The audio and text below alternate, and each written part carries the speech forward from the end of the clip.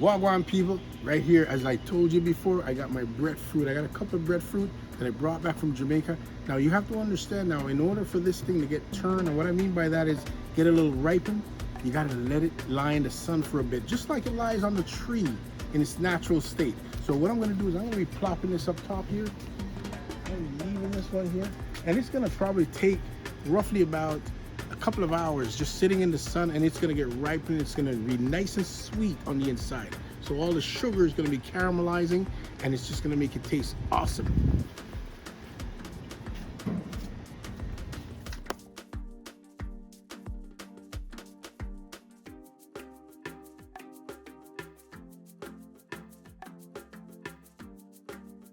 So as you can see before, I removed the stem from my breadfruit and I laid it out in the sun to sit for a couple of hours. Now what that will do is that the sunlight and the rays of the sun will help to ripen the breadfruit.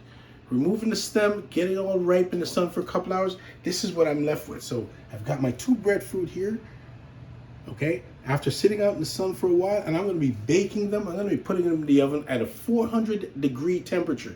Now my oven is a convection style oven, so of course the heat's just revolving and rotating.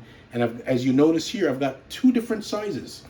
Okay, I'm gonna put it in the oven at 400 degrees for about 1 hour. Now the smaller one, I'm probably gonna give that about 45 minutes. So I'm gonna allow this to be in there for about 15 minutes before I put the second one in. Okay, and all I have to do with this is to ensure that, again, the stems are removed from the bottom. Okay, the stem is removed, and I'm also going to, as you can see, same thing with the smaller one, got the stem removed.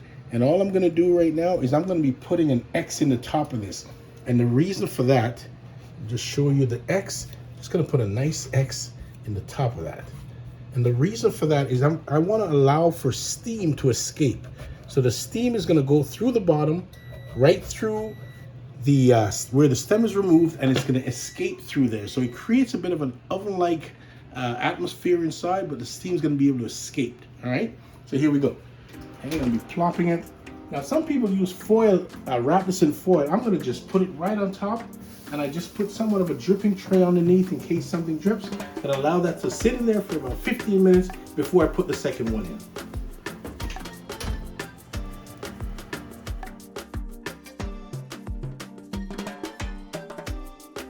The breadfruit is done. There's one simple trick that we have to do.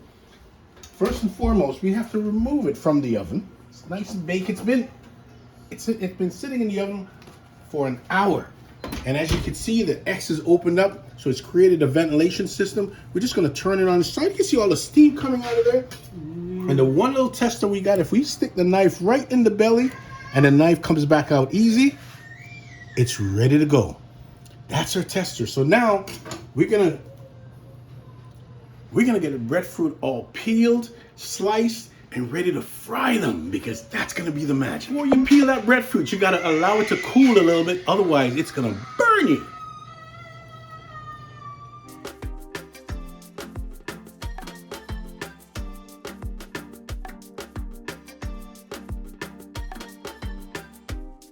And mind you, we're supposed to allow our breadfruit to cool, but I'm quite anxious to get in here, so I'm gonna be cutting this open. And I know it's gonna be hot, but let's go, here we go. And you're gonna see the whole lot of steam. Look at that. Now that little indication of brown there is telling me that when this breadfruit came off the tree, it fell and it kind of gave a little damage to that area. So what I'm gonna do is just remove that area, okay?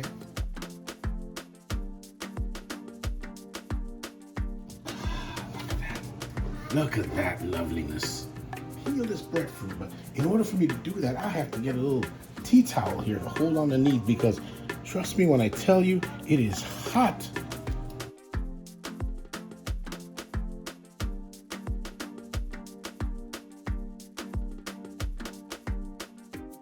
And you can see all that steam just running off of this.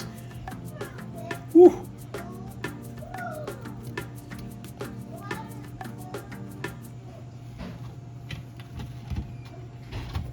Man, that's hot. You can see here, we've got a little bit of damage going on here, so we're just gonna cut that piece off, and we're gonna remove the heart. We're just gonna go a little bit, about an inch down, and just remove that intersection.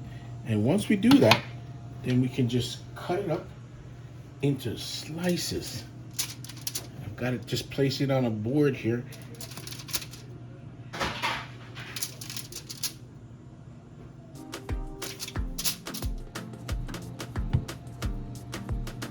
So we can add some salt before we decide to fry, or we can add it after. But if you're gonna add it after, you have to do it as soon as it comes out of the oil. This way the salt gets to stick to the breadfruit, okay? So we're gonna add a little bit of salt here.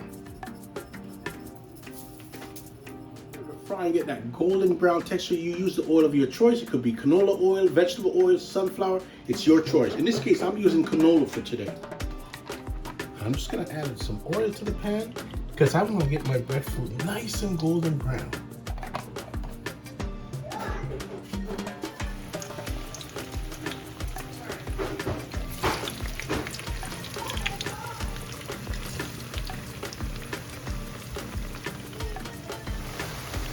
Enough, guys, when you're in Jamaica and you get breadfruit and you have an abundance of breadfruit, absolutely amazing. You can look at this breadfruit when they're not good or fit and they have all these little hard spots, and you can get it replaced easily because you have an abundance. But when you're overseas in Canada, the US or the UK, and you buy breadfruit, trust me, that's like buying cat in a bag. You have no idea what you're gonna get until you roast it, cut it open, and realize, oh my goodness, it's no good. You'd have to salvage whatever you can of it. But this right now is absolutely no good as far as I'm concerned. It's just too many damaged spots. So we're gonna have to let this one go. So right here, people, you got the finished product. You got my fried breadfruit after it's been roasted. Now it's nice and golden brown. The ackee and saltfish, Jamaican national dish, and some plantain, some fried plantain on the side. I'm just about to dig in and check it out. Let's get a little bit of the plantain, the fried breadfruit.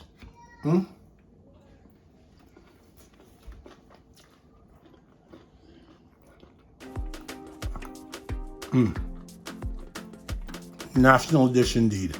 National dish.